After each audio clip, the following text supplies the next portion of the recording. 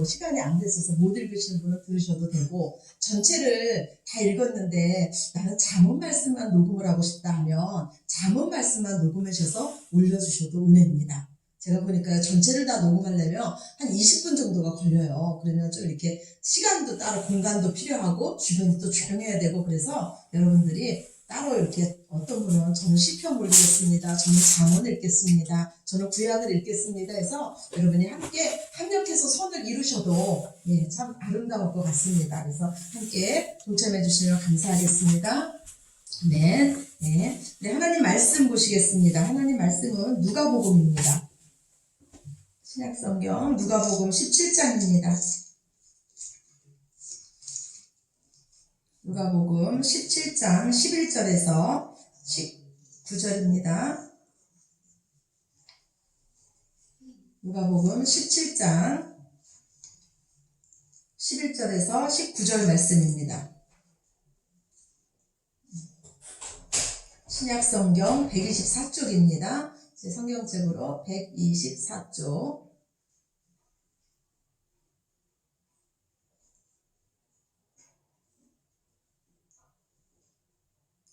누가복음 17장 11절에서 19절 말씀 우리 다 찾으셨으면 한 목소리로 함께 읽으시겠습니다.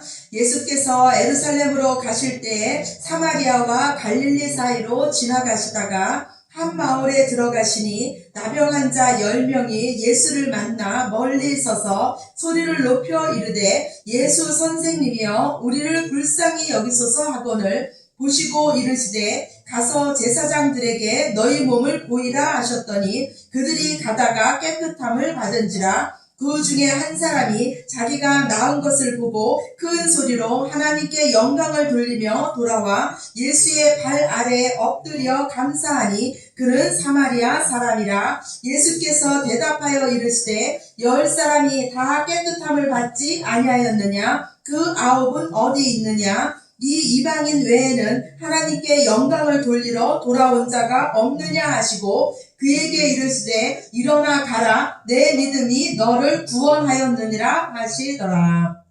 아멘. 제 혈액형은 A형입니다. 그래서 제 성격은 심히도 소심하고 내성적인 편입니다. 여러분이 믿든지 안 믿든지 저는 많이 내성적이고 그래서 제 성격에 그래서 그런지 몰라도 저도 걱정이 많은 편입니다. 저는요 우리 교회가 이대로 멈췄으면 어떡하지? 더 이상 부흥이 안 되면 어떡하지? 이런 걱정도 은근히 밀려올 때가 있습니다. 혹시나 제가 큰 병에 걸리면 어떡하나? 우리 교회 성도님들 중에서 큰 병에 걸려서 많이 아프시면 어떡하나? 이런 걱정. 또 우리 교회 성도님 중에서 저 때문에 실족되는 영혼이 있으면 어떡하나?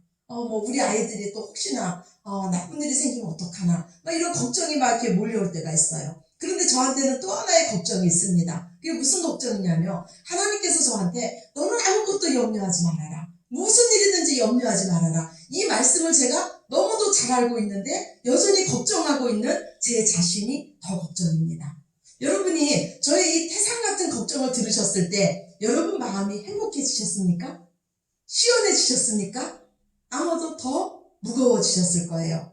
저희 이 걱정하는 소리를 하늘 아버지께서 들으셨다면 저에게 뭐라고 말씀해 주셨을까요? 이 믿음이 없는 자야. 내가 너를 얼마나 사랑하는지 아냐. 너는 왜 이방인도 아닌데 너에게는 내가 있는데 내가 네 아버지 아니니 내가 이제까지 너를 지켜주셨듯이 끝까지 너를 지켜줄 건데 뭘 걱정하냐. 나만 믿어라. 하늘 아버지께서 아마도 이렇게 말씀해 주셨을 것 같습니다.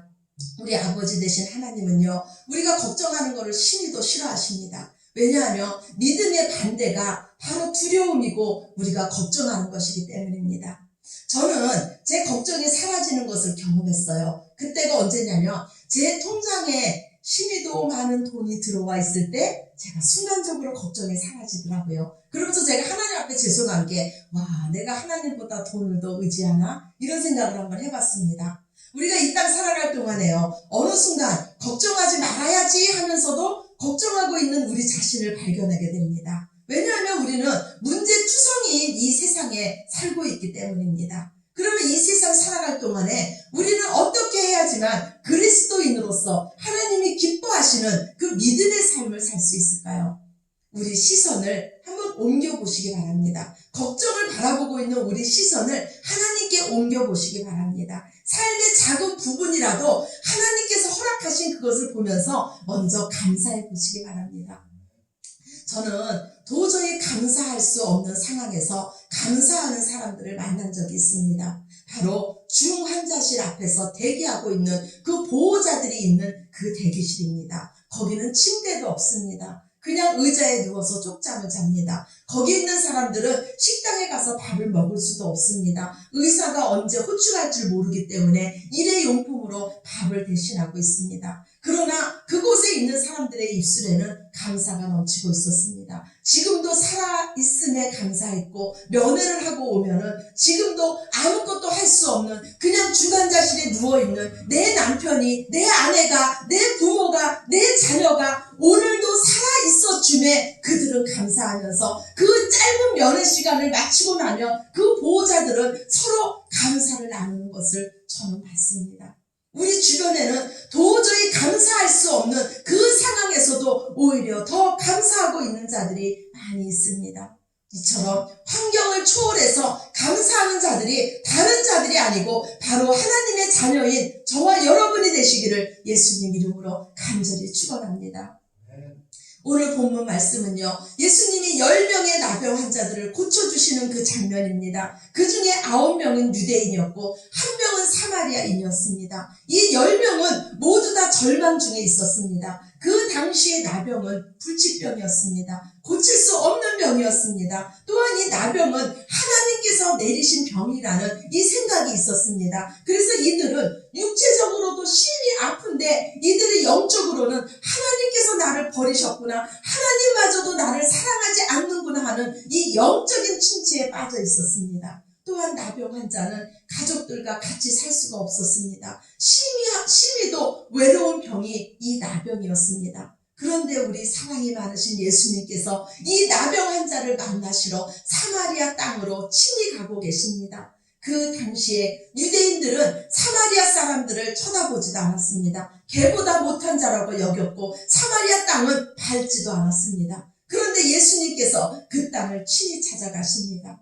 우리 예수님은 절망 중에 있는 사람들에게 관심이 많으십니다. 그리고 그 절망 중에 있는 사람들을 친히 치료하기를 원하십니다. 오늘 예수님께서 이 나병 환자들에게 말씀하시기를 가서 제사장에게 너희 몸을 보이라고 말씀하십니다. 그들은 예수님의 말씀을 듣고 제사장에게 가는 도중에 고침을 받았습니다. 그리고 이 고침을 받은 10명의 그 나병 환자 중에서 한 사람만 예수님께 찾아와서 감사하다고 지금 인사를 드리고 있습니다. 그 사람은 유대인이 아니고 바로 사람들이 개보다 못하다고 사람 취급도 하지 않은 그 사마리아인이 예수님을 지금 찾아왔습니다. 우리가 여기서 기억할 것은 은혜를 받은 사람은 10명이었는데 그 중에 예수님을 찾아와서 예수님 발 앞에 감사하다고 엎드린 사람은 한 명뿐이 없다는 것입니다. 하나님의 은혜를 받은 사람은 많은데 감사를 표하는 사람은 적다는 것입니다. 이 시간 우리도 어느 쪽에 속해 있는지 한번 우리 자신을 점검해 보시기 바랍니다. 우리도 예수님 따라서 10명의 사람, 우리 주변에 있는 모든 사람에게 은혜를 베푸시기 바랍니다. 그리고 그 사람들에게는 기대를 하지 마시기 바랍니다. 이유는 그 중에 한 사람만 우리를 찾아올 수도 있기 때문입니다. 기대가 크면은 실망도 커집니다. 기대가 크면은 섭섭한 마음이 듭니다. 기대가 크면은 결국은 분노하게 되고 죄짓가 됩니다. 그래서 우리는 사람에게 기대하지 마시고 하나님께 기대하시기 바랍니다. 우리 하나님께서 우리의 입술의 말을 들으시고 우리의 선한 행동을 보시고 30배, 60배, 100배로 하나님께서 하실 일로 갚아주실 줄로 믿습니다. 잠언 전도서 11장 1절 말씀에 보면 우리 하나님은 내 떡을 물에다가 던지라고 말씀합니다. 우리 떡을 물에다 던지라는 것은 그것에 대해서 기대하지 말라는 것입니다. 보답을 기대하지 말라는 것입니다. 그러나 우리 하나님 그 뒤에 약속해 주시기를 여러 날 후에는 반드시 그 떡을 네가 찾을 것이라고 말씀해 주셨습니다. 당장은 우리 손에 아무것도 아무 보상이 없는 것 같아도 하나님은 오늘 우리가 베푼 그 선함을 우리 대에 못 찾아도 여러 날 후에 우리 자식 대에라도 반드시 찾게 해주실 줄로 믿으시기 바랍니다. 그래도 우리 사랑의 하나님은요, 우리를 너무나 잘 알기 때문에 한 명이라도 보내주신다는 것입니다. 우리를 위로하기 위해서 한 명이라도 보내주시며 그 한 명에 감사할 때 우리 삶에는 더욱더 더 큰 감사가 넘칠 줄로 믿습니다. 감사는 아무나 할 수 있는 것이 아닙니다. 감사는 은혜 받은 자만이 감사할 수 있습니다. 은혜 가운데 가장 소중한 은혜는 깨닫는 은혜입니다. 시편 49편 20절에 보면 종기에 처하나 깨닫지 못하는 사람은 멸망하는 짐승 같다고 말씀하고 있습니다. 하나님의 은혜를 깨달은 자만이 감사할 수 있습니다. 감사할 수 없는 환경에서도 하나님의 은혜를 깨달으면 감사할 수 있습니다. 사람들이 불행하다고 하는 그 환경 속에서도 이 하나님의 은혜를 깨달으면 그것이 은총이라고 그 사건이 해석됩니다. 우리가 받은 것이 많다고 감사하는 것이 아닙니다. 오히려 받은 것이 적어도 하나님의 은혜를 깨달으면 감사하게 되는 줄로 믿으시기 바랍니다. 빙점의 작가인 미우라 아야코를 여러분 잘 아실 겁니다. 이 미우라 아야코는요, 움직이는 종합병원이라는 그런 말을 들은 여인이었습니다. 그녀는 폐결핵으로 24세부터 13년 동안 침실에서 누워 지냈습니다. 또한 그녀는 직장암, 파킨슨병, 척추 카리에스라는 많은 질병이 그녀의 육체를 계속 공격했습니다. 그런데 그녀가 하늘나라로 가기 전에 이와 같은 말을 남겼습니다. 내가 질병으로 잃은 것은 건강뿐이었습니다. 그 대신 나는 신앙과 생명을 얻었습니다. 사람이 생을 마감한 후 남은 것은 쌓아놓은 공적이 아니라 함께 나누었던 것입니다. 미우라 아야코는 말하기를 질병 때문에 오히려 나는 감사합니다라고 지금 말하고 있습니다. 고난 때문에 더욱 감사하고 있습니다. 잃은 것보다 내가 더 귀한 것을 얻었다고 지금 감사하고 있습니다. 그녀는 깨달음이 있었기에 그 생의 마지막 부분에 가장 소중한 것은 내가 이 땅에서 쌓아놓은 공적이 아니라 여러 사람과 하나님과 함께 나누었던 것, 그리고 내가 사랑하는 그 사람과 함께 나누었던 것이 가장 귀하다고 이처럼 귀한 말을 지금 하고 있습니다. 감사는 우리의 삶에 아름다운 관계를 맺게 합니다. 감사를 통해서 이 사마리아인은 예수님과 관계가 맺어졌습니다. 감사를 통해서 예수님의 사랑하심과 용서하심을 알게 됐습니다. 이제 제사함의 은혜를 받게 됐고 하나님의 자녀로서 영광을 누리게 됐습니다. 하나님과의 관계가 회복되었습니다. 오늘 18절 말씀 우리 함께 다시 한번 보시겠습니다. 누가복음 17장 18절입니다. 누가복음 17장 18절 이 이방인 외에는 하나님께 영광을 돌리러 돌아온 자가 없느냐 하시고 아멘. 사마리아인은 예수님께 나와 감사한 것뿐인데 예수님은 그 삶이 하나님께 영광을 돌리는 삶이라고 말씀하고 계십니다. 그리고 19절에 말씀하시기를 그에게 이르시되 일어나 가라 내 믿음이 너를 구원하였느니라 하시더라. 예수님은 감사한 자의 믿음을 칭찬하고 계시고 그 믿음이 구원 얻은 믿음이라고 말씀해주고 계십니다. 이 사마리아인은 감사를 드림으로써 예수님이 어떠한 분이신지를 더 정확히 알게 됐습니다. 고침받은 9명은 그 고침받은 몸을 제사장에게 보이러 갔습니다. 그러나 이 한 사람 사마리아인은 자신의 고침받은 몸을 예수님께 보이러 나왔습니다. 모든 제사장 중에 제사장이신 우리 예수님을 알아본 것입니다. 은혜를 깨닫고 나니까 가장 귀한 분이 누구신지 어떤 것이 우선순위인지를 이 사마리아인은 알게 되었습니다. 오직 은혜를 깨달은 자만이 감사하게 되고 감사한 자에게 더 큰 축복이 임합니다. 우리의 삶에 걱정을 없애는 방법도 바로 감사입니다. 작은 일에도 어려운 중에도 앞이 캄캄할 때도 먼저 감사하시기 바랍니다. 하나님의 말씀처럼 모든 일에 감사하시기 바랍니다. 우리의 삶에 하나님의 선하신 뜻이 펼쳐질 것입니다. 데살로니가전서 5장 16절에 모든 일에 감사하라. 이는 너희를 향하신 하나님의 뜻이라고 말씀합니다. 감사는 우리의 삶에 하나님의 뜻이 이루어지게 합니다. 남자만 5,000명이 모였습니다. 여인과 아이들까지 다 합치면 2만 명이 넘었을 것입니다. 그런데 그 가운데 먹을 것이라고는 한 어린아이가 가지고 온 도시락뿐입니다. 감사할 수 없는 조건입니다. 도저히 감사가 나올 수 없습니다. 그런데 예수님은 그 어린아이의 도시락을 들고 하나님께 감사 기도를 드립니다. 그리고 이제 그 도시락을 나누기 시작합니다. 그런데 기적이 일어났습니다. 거기 모인 모든 자들이 먹고 배불리 먹었으며 남은 강주리가 12바구니나 됐다고 성경은 기록하고 있습니다. 이것이 바로 감사의 기적입니다. 우리가 도저히 감사할 수 없는 상황에서 감사할 때 우리의 삶에 하나님의 선하신 뜻, 기적이 나타날 줄로 믿습니다. 스펄전 목사님은 한 자루의 촛불로 인하여 감사하는 자에게 별빛을 줄 것이고 별빛으로 인하여 감사하는 자에게 달빛을 줄 것이며 달빛으로 인하여 감사하는 자에게 햇빛을 줄 것이며 햇빛으로 인하여 감사하는 자에게 햇빛도 필요 없는 천국을 줄 것이라고 말했습니다. 아무리 작은 것이라도 그것이 축복임을 깨닫고 감사하시기 바랍니다. 감사는 또 다른 축복과 기적을 가져올 것입니다.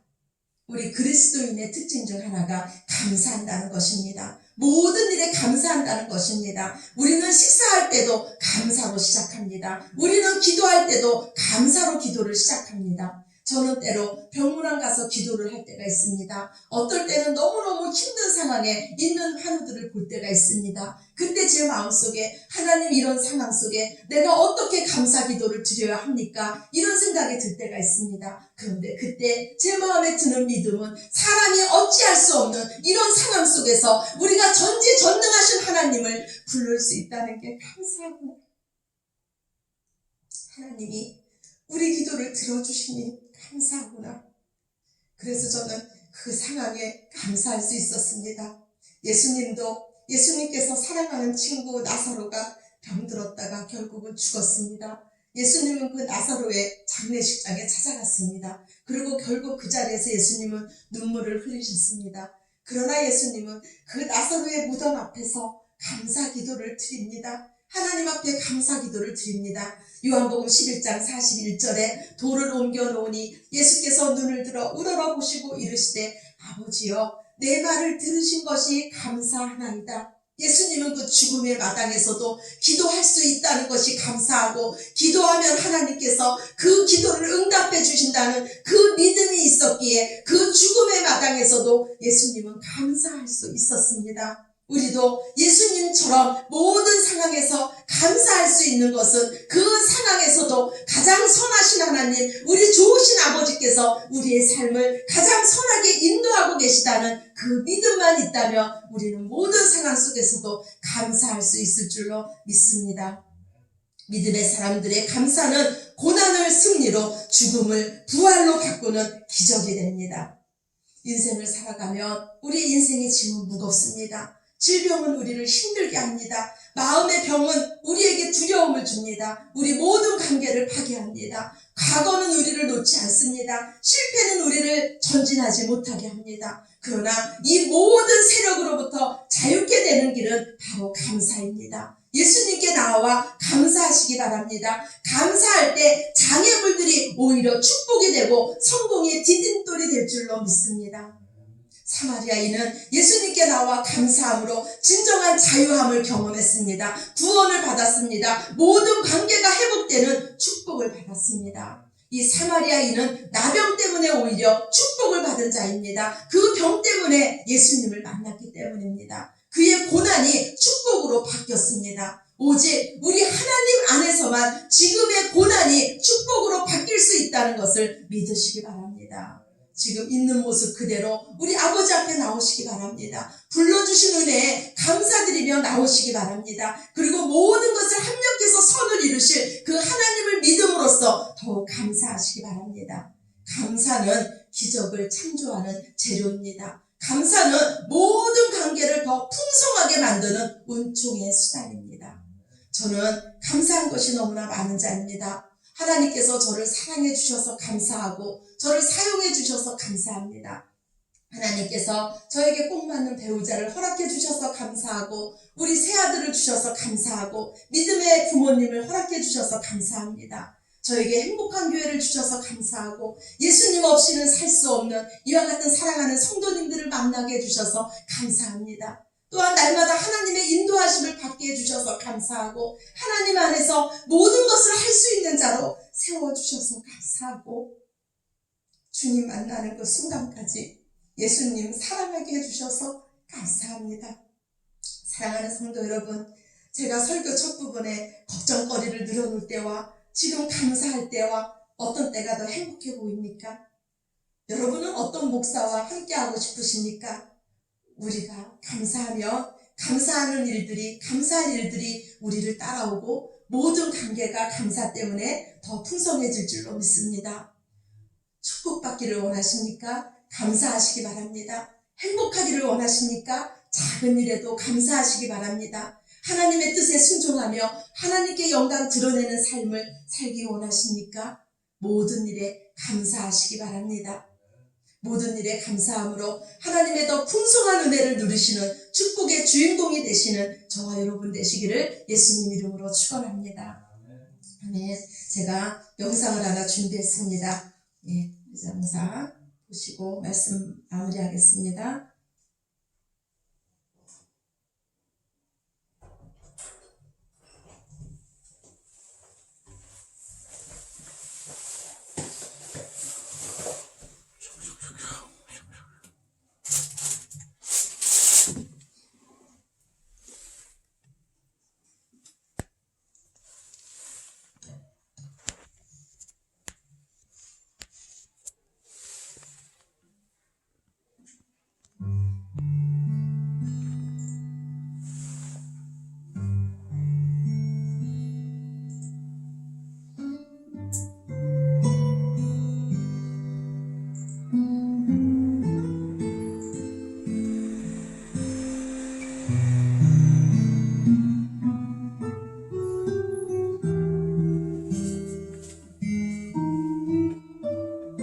제가 태어나고 100일쯤 어머니 아버지가 이혼하시고 저는 고모 댁에서 자랐어요.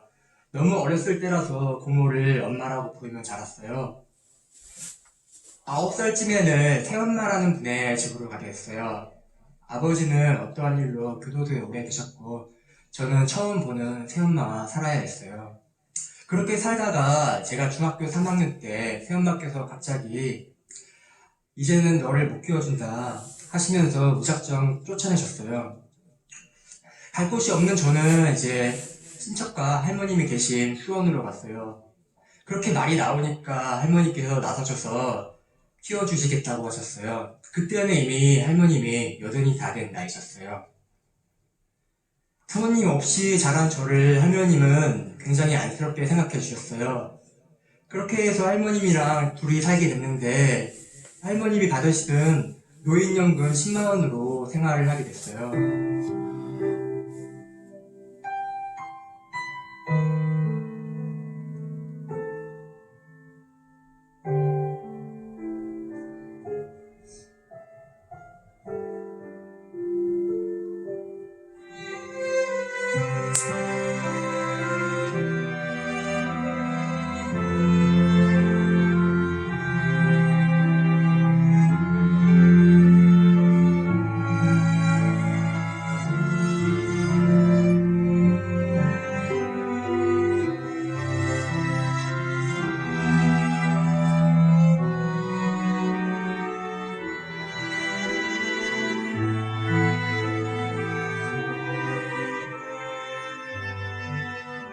그래서 수술을 해야 된대서 입원을 해서 수술을 했어요. 간호사분께 여쭤보니까 수술비가 200만 원이 나올 거란 거예요.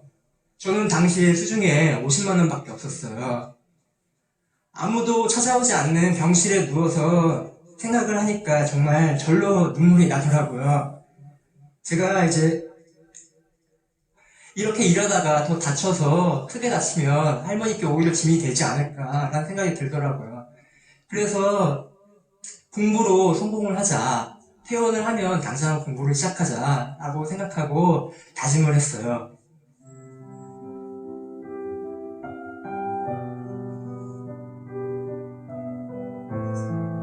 그래서 저는 오히려 감사하게 생각해요. 만약에 또 할머니께서 잘 사셨더라면 오히려 저는 삐뚤어졌을지도 몰라요. 친구들이랑 어울려 다니면서 할머니를 속삭여줄 수도 있어요. 하지만 먹고 살기가 너무 힘드니까 죽기 살기로 열심히 살았던 것 같아요.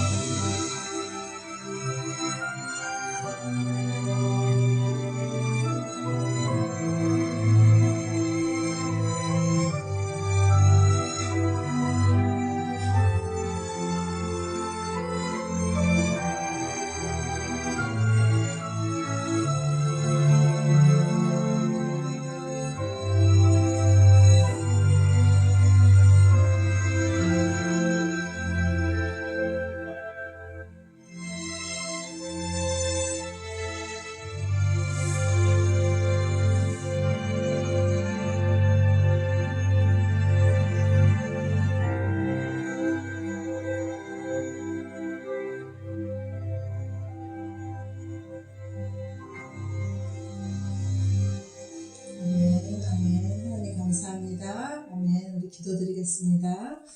아버지 감사합니다. 우리에게 감사의 은혜를 주셔서 감사합니다.